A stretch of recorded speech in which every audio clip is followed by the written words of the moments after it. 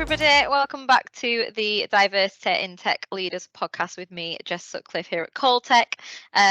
We have another really exciting guest, Janice Omadeke, who you might have seen on one of the previous Diversity in Tech podcasts, actually recommended her Vice President of Enterprise Sales to join us, Stephanie Lowry. So thank you so much for joining us today, Stephanie. So in terms of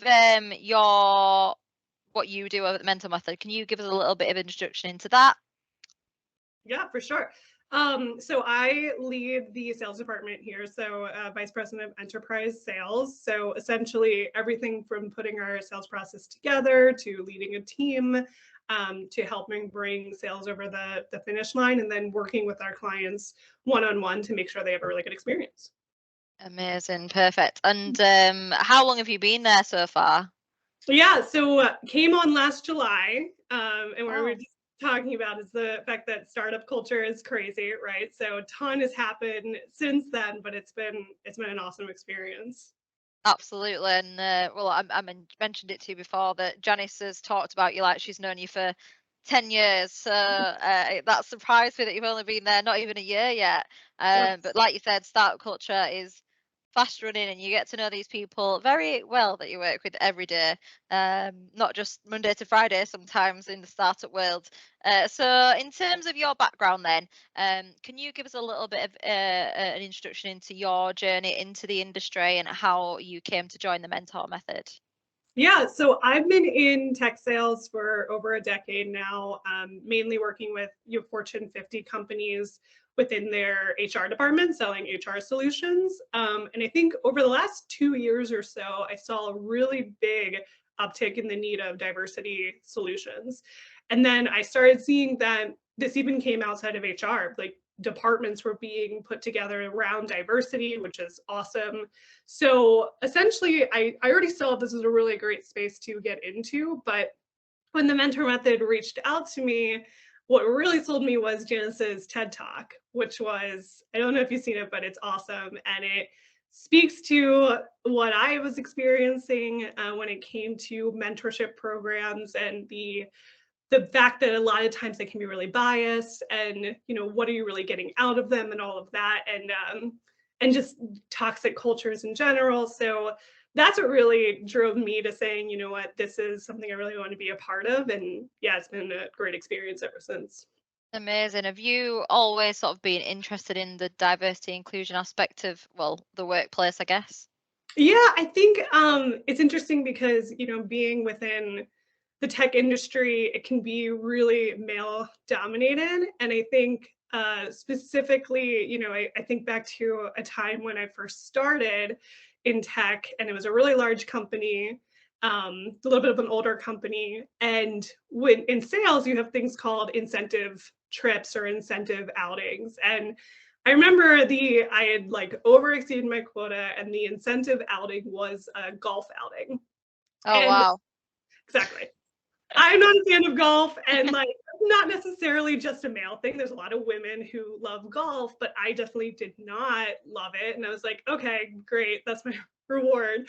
But what was funny to me was I had leaders tell me, like, not only should you like this, but you should go take lessons because deals are made on the golf course and Wow. promotions are made on the golf course. Right. And it was like, I think little by little, you start kind of assimilating into that culture, and you kind of like, that's what I did. I was like, okay, well, if I want to get ahead, I have to fit into, this way of being, and also like a little bit of myself along that. So it's diversity has always been really important to me because I think it's a way of, instead of looking at like a one size fits all approach, you look at the individual. And I think that's really important to be able to bring your individual self to work and not have to feel like you have to be somebody else. 100%. And I think, especially over the coming years and hopefully over the past years a little bit more, we've seen that almost flip. And I imagine it will flip at some point in the future where it won't be so much the employees trying to fit in with their employers, but what the employers can do to make sure that they're addressing and making sure that everybody feels included, regardless of I mean, I wouldn't mind going to mini golf, but if it's like proper golf, then No, I'm so bad at it, and I don't like doing things I'm not good at, Stephanie. I really don't. Right? Nobody does. And like, yeah, and not having to feel like you have to be somebody else. So I totally agree with you. And I think what's really cool is the more diversity we have within leadership, the more people are gonna have to get out of their box and, learn to be able to interact and talk with other people. And I'm really excited for that. Yeah, 100%. And I think, like you said, with the diversity levels at the top, there's going to be so more, even just for an example around, the sales incentives, you've got so many more ideas in the room already with different heads in the room. I mean, the opposite of equivalent of that is, say, for example, oh, should we all go get our nails done as an incentive? If it was the other way around, it just sounds crazy that somebody would suggest that as an incentive. Right? Uh, Exactly. Exactly. um, because Yes. it can be, men can enjoy getting the nails done, but a lot of women, and also any genders in general, can get the nails done, but it's just seen more as an incentive that potentially women would prefer. or um or one person, like one yeah, group of person might prefer, but then you're not looking at people as individuals instead of just asking them, hey, what do you want to do? It's your reward. Right? yeah, Like, it should be more of a conversation. So yeah. absolutely. And I know we touched on it quite a little bit there in terms of the tech space being quite male dominated. Yeah. And you've touched on a little bit of your experience in the past. What has your experience been throughout your career, and how have you managed to navigate that? Because I think as well, it's a lot of people speak about the experiences that they've gone through, but it's a different story and how you've managed to navigate that. And I think the navigation process is different for every single person. What works for them, how they think it's sort of benefited people. So yeah, if you can give us a little bit of an example around that, that'd be amazing. Yeah, I think navigating it, unfortunately, in my past was, being a different person or being a little bit of a different person, not hugely, but not really bringing my whole self to work in certain regards. And I actually think for the first time when I didn't do that was actually another incentive trip that was about 2 years ago. And another thing within sales is that people, they like to drink, they like to party. That's part of like the culture. I've never been a really big drinker. I'm kind of the person that everybody's like looking at, like, why haven't you finished your drink? I'm the same. They're like, we can't leave until you finish this. Let's go. So, but yeah, that's always been, it hasn't been a big part of me. And it was interesting because it was the first trip that I've taken where I actually knew that I did need to go out and party, if you will, for a promotion that I was looking to get at the time. But I chose to not, and I instead hung out with this other group of people. It was a different team because they were like, we just want to have like one drink in the lobby and then go to bed early. And I was like, those are my people. Yes, let's do that. So, and I did, and I really, really enjoyed like talking with them and everything. And they weren't looking for anybody on their team. It wasn't, I was just being myself. And it was the first time that I actually realized I was like, you know what? I want to work with these people because I feel like I can be myself with these people. And then there was an opportunity that came like a year later within that team, but it was something that I was kind of working towards because I really like that I could just be myself in that group. Yeah. And it ended up being great. And it was a lateral move. It wasn't, huge, but I think when you feel like you can be yourself, you do better work.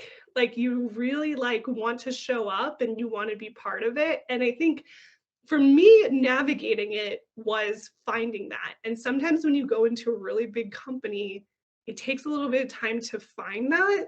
But if you can find your people, I feel like that helps a lot. Yeah, definitely. And I think a question that I've got off the back of that then, because I imagine you'll be growing your team over at the Mentor Method. What did you learn in that situation that you think potentially moving forward when you're hiring or creating these cultures where people, some people might want to go out and get drunk, some people might want to, I don't know, have a book club, whatever Yeah. you name it. Do you know what I mean? What did you learn from sort of that experience that you're Yeah. gonna take onto your team that you're gonna be hiring at some point in the future? Yeah, so I'm even hiring right now, and I think it starts even from the interview process sometimes. So one question that we ask is to share like a mentorship experience, and obviously that's because we sell mentorship software. But what I love about that is you really get to know the person and understand what's important to them, understand like their own lived experience, all of that. And you're already starting to kind of create that connection a little bit. So when people feel like they can be vulnerable, then they're more open to talking about that. So then, yeah, when I bring people onto the team, because I'm always trying to think, I don't want to have a team of people that are all the same, No. and I think like there's so much more value you can get when you have a diverse team, like in so many different ways. So I want to look for people that are different from each other, how they can learn from each other. And then it's honestly, like I said, treating them as individuals. If we're going to have an outing, what do you guys want to do? Like, let's Yeah. talk about that. I'm not going to be the one that says we're going to do this because that's what I want to do. Like you said, with your nails done, I'd love to go get my nails done. Yeah, But me too. Maybe right? do you need any stuff? I'll come. Exactly. But if they're like, actually I think it'd be really great to go out to dinner, or like you said, with a book club, or maybe there's two people who would like a book club but somebody else might not.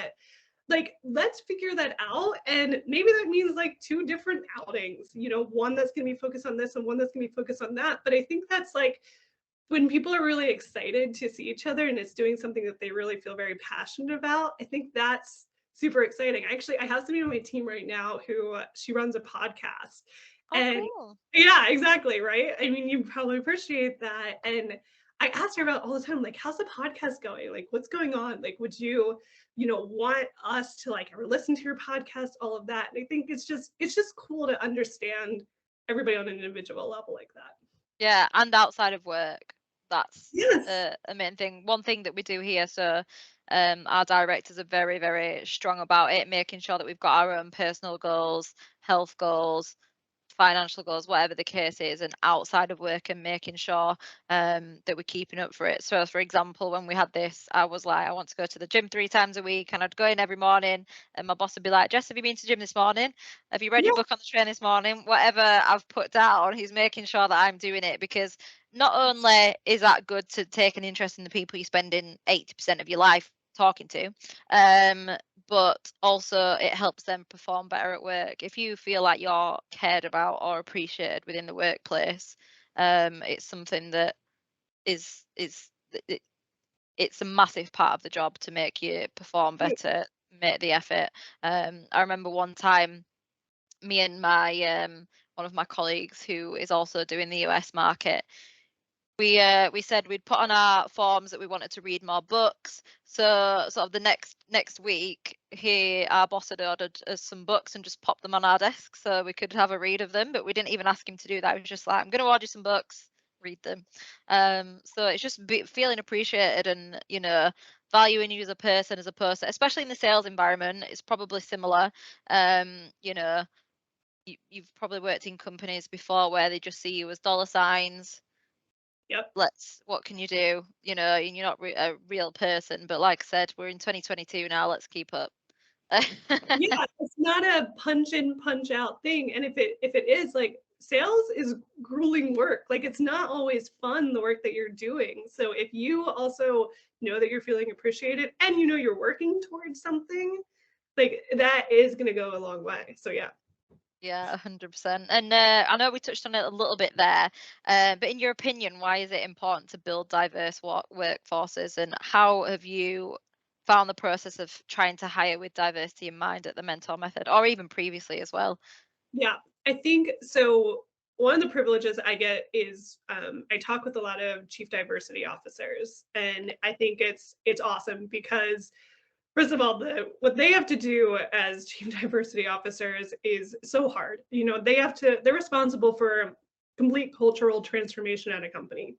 Mm. What? Like, that's Yeah. extreme undertaking. And And from what I, yeah, sorry, just to jump off that point as well, yeah, because um, a lot of these people, when they're brought on as chief diversity officer, a lot of the time, especially in tech companies, the people that are making the decisions aren't the most diverse. range of people. So to influence at that level is very hard, very, very hard. But sorry, carry on. I interrupted you there. No, that's such a good point, and it's true. And I think what I've heard from them is that it's got to be an initiative at every level. Meaning, like, CEO has to look at it as an initiative, the individuals, and then all the way down to hiring managers have to look at it as being really important and being an initiative. Otherwise, nothing's going to get done. Yeah. Then it's just kind of lip service, and it's just like people saying, we pledge to do this, or they check off a box, but there's no real metrics tied to it. So that is, for me, it's something that I take really seriously when it comes from hiring, is making sure that I'm really hiring people with different lived experiences than me. And I think that's hard because your comfort zone Yeah. is to immediately go and say, this person reminds me so much of myself, or I have a good gut feeling about this person, or whatever, instead of saying, this person's different than me, I can learn a lot from that. Yeah. So it's a definite mind shift, and you have to do that. And I think like that's really where the first step is, because if that doesn't happen, then none of the rest of it really happens. Yeah, 100%.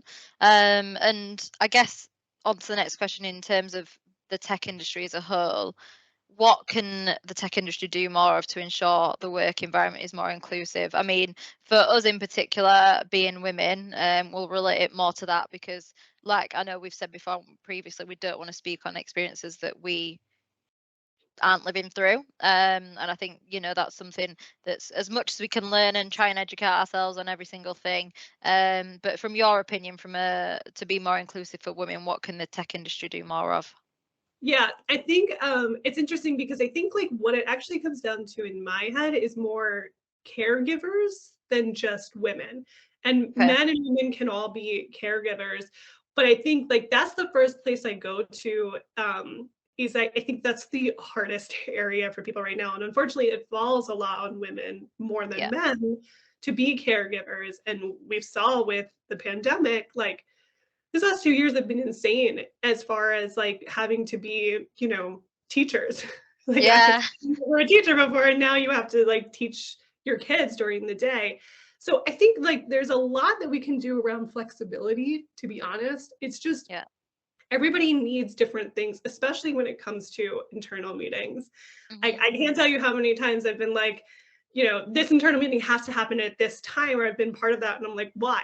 Why can't we move that around? It's not a client meeting. We can totally be flexible. If somebody needs to go pick up their kids, or if somebody has their kids home and they need to be off Zoom, like, let's be able to do that. Let's just work with people to be more flexible and not have like hard and fast rules that everybody has to show up at this time and do this work, especially now that people are remote. And that means for us, like we have a team that's all over the country. Hmm. So they're working in different time zones. And I had one of my direct reports, was saying like, well, there's a meeting that it's at like 6 o'clock my time, which would be, 5 o'clock my time. And she was like, I can stay a little bit later. Like, that's okay. And I was like, no, like you're done at 5. It's okay. You don't have to be at this meeting. And I think that's what we need to do more of. We need to just be able to be more flexible and more open to changing things instead of having like hard and fast rules on everything. Exactly. And I think a point to touch on that is don't hire people that you don't trust. If you don't trust them to be doing the work or do whatever, then don't hire them. That So true. That's it so will, true. you And should be go able to. in with the idea of you should trust them. And then if something happens, great, then you'll talk about it instead of going in thinking that people can't be trusted. So you got to be like right on top of them all the time.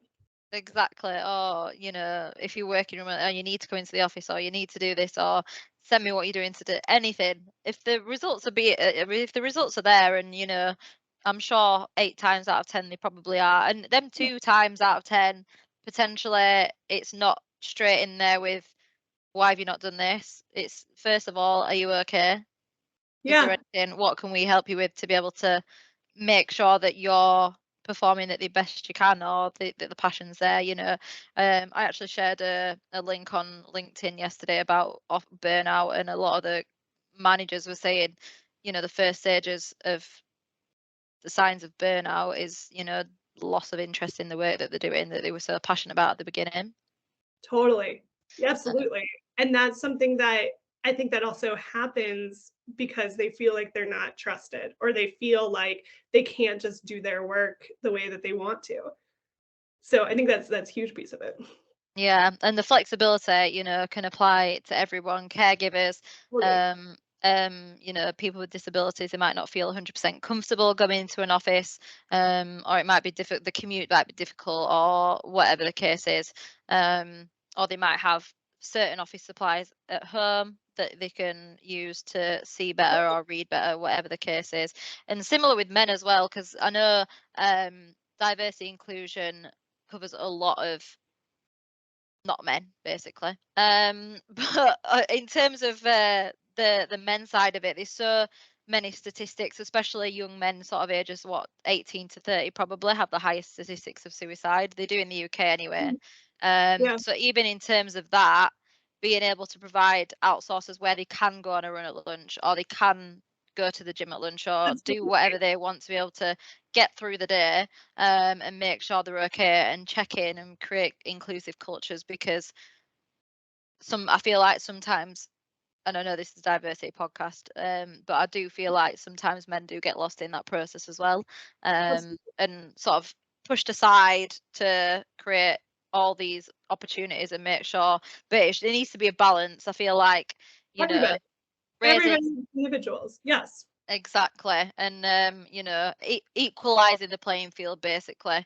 So yeah, 100%. And in terms of advice that you would give employers, because there probably will be employers listening to this right now, or organizations in general that are looking to create more of inclusive cultures, what advice would you give to them?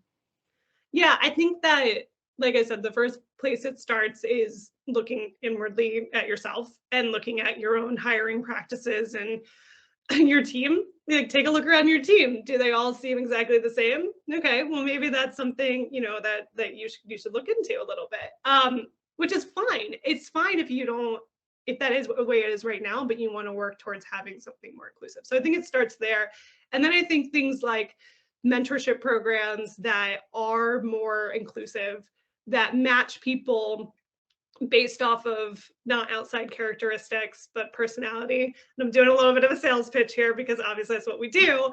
But like, that is important. And I think getting people out of their box, especially if they're working remotely, because they may not have those opportunities or know where to go, I think that's huge. So the more you're kind of interacting with people that are different than yourself, the more appreciation you're going to have for it.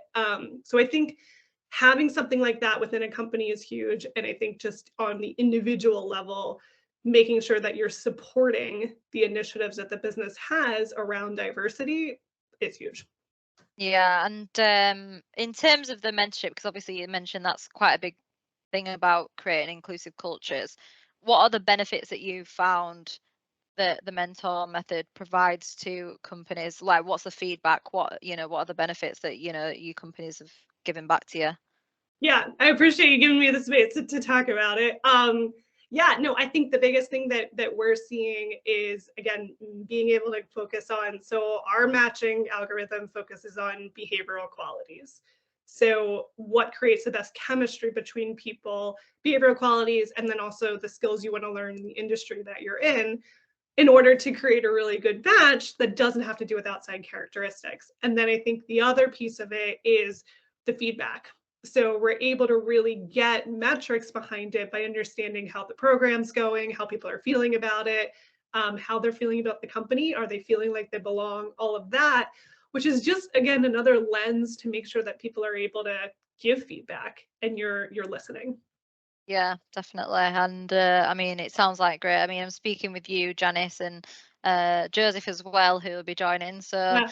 I think everybody will know everything about the mentor method. I've seen Janice everywhere as well. She's all over my LinkedIn feed. So I'm Yeah. sure people all know the name. And in terms of, because obviously with it being the Diversity in Tech Leaders podcast, and I mean, I say this every podcast, but there's a lot of reasons why I've chosen to do this rather. That was Mhm. good English. Um, I really want to create role models for people that might not necessarily see themselves in positions, advice to people that, you know, might lack confidence in going into an environment where they don't see themselves. I Yeah. mean, I could have easily got deterred from working in staffing industry, and I imagine same for you with the sales industry. Mhm. But it's something I find it fun. And I want to create that environment, you know, when we grow our teams here to be able to provide that same environment. And I think it's really important to do that. Are there Yeah. any underrepresented groups that you believe need more support in the workplace from what you've seen? Yeah, so there's two that come to mind for me. The first one is the population that's older, especially within the tech industry. I think a lot of times we think older people mean, not as innovative or whatever you want to put towards it. And I think I actually had an experience this weekend because so personally, I haven't driven a car in 12 years. Wow, So okay. I know. And In it was, America as well. I thought yeah, exactly, my exactly. understanding is everyone in America just drives around. They do. So personally, for me, when I was like 22, which was 12 years ago, I sold my car because I was going to move to a city, and I lived in cities like ever since. But then, like 6 months ago, we moved to a small town, so now I have to drive again. And what's really hard is doing something that is naturally comes very easily to everybody else and feeling like you're kind of the odd person out because it's intimidating. Mhm. And you also kind of feel like a little silly, right? Like I was super scared to get in the car. It's like, oh my God, I'm gonna die. So but I equated that actually to older populations where they maybe didn't grow up as much with the technology. It doesn't come as easy to them. I have a ton of respect for those people saying, I actually want to get into the tech industry and I Yeah. want to learn this skill. And being able to actually learn a skill instead of just being intuitively good at it is huge. And I think it says a lot for somebody's character. So I actually think we should be looking at those people and saying they're great for this because they want to step outside and learn different skills and they're going to work really hard. So I think that population definitely gets overlooked a lot of the time. And I really think that that's a problem. Also, when it comes to sales, like my grandfather sold vacuums door to door, right? Yeah. There is very different ways of doing sales. There isn't just social selling. There's a bunch of different ways. And like that skill set is actually really hard to get into a lot of people. A lot of people don't want to make cold calls, they don't want to, No. right. And I get it. I didn't want to do it either, but I did it. So I think like those skills that people come from, you got to look at it. And it's not just the cutting edge skills. It's, what can they actually do and how do they do it? So I think that population definitely gets overlooked. And I think the other population is disabilities. And you touched on this a little bit before. And I don't know as much about that. And I think that's something that I definitely wish there was more education around, and maybe I just need to go out and seek it. But I will tell you, so I went to a SHRM conference, and they were highlighting, different diversity initiatives at companies. And there's this company called John's Crazy Socks, and they are a father and son team, and the son has Down syndrome. And what I loved about this company is they talked about they hire people with Down syndrome and but the CEO said, he was like, I don't want you to hire people with Down syndrome because you think it's a nice thing to do or make you feel good. I want you to do it because it makes good business sense. Yeah. And they can talk about it better than I can as to why.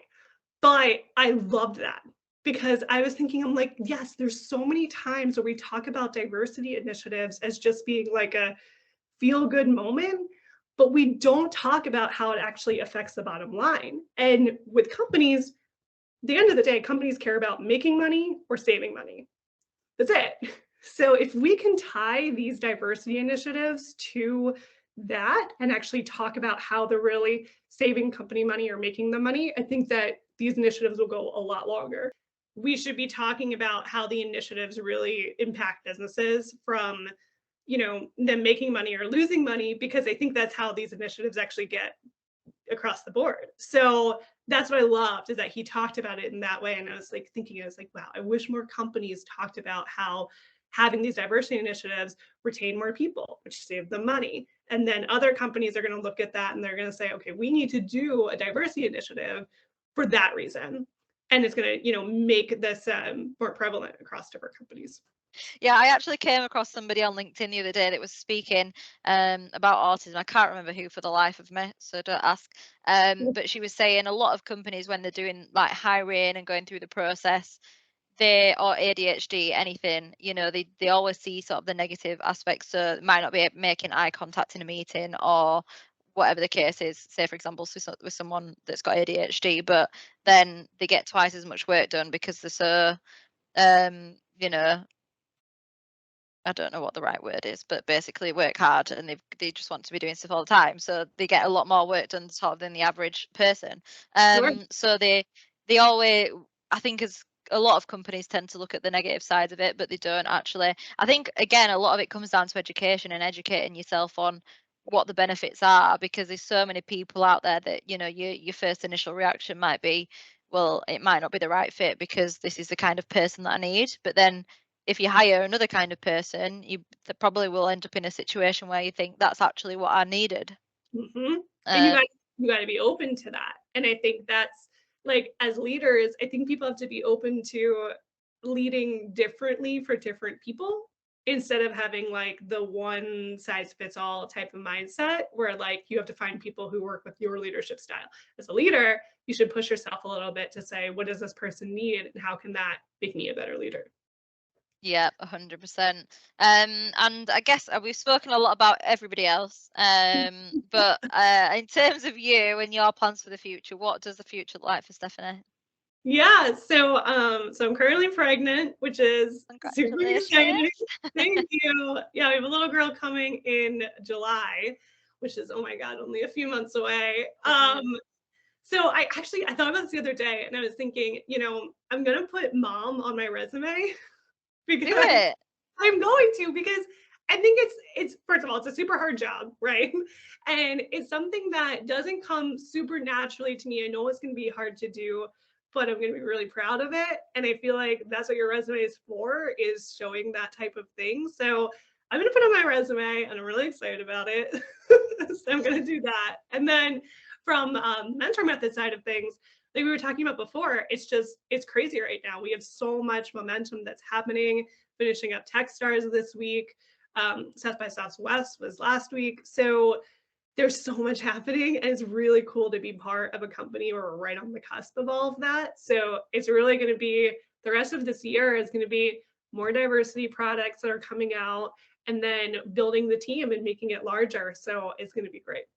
Well, that sounds super exciting, and I probably wouldn't tell Janice you're updating your resume. She might panic a little bit in case you're gonna hand it to anybody. It's just going on my LinkedIn. I just want people to know about it.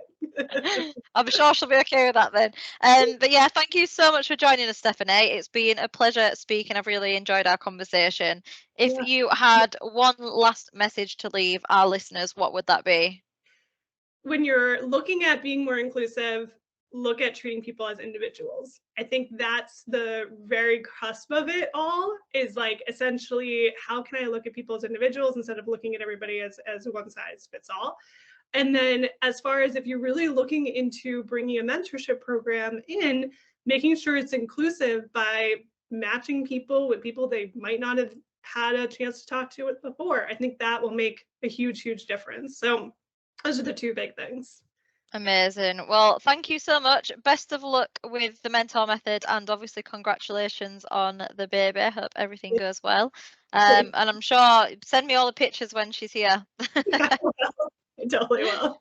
But yeah, thank you so much for joining us, Stephanie. It's been a pleasure. We're really excited to see what the future holds for you and the mentor method. I'm sure it's a very busy and bright future for you guys there. So thank you for joining us. It's been a pleasure speaking. Yeah, it's been great. Thank you.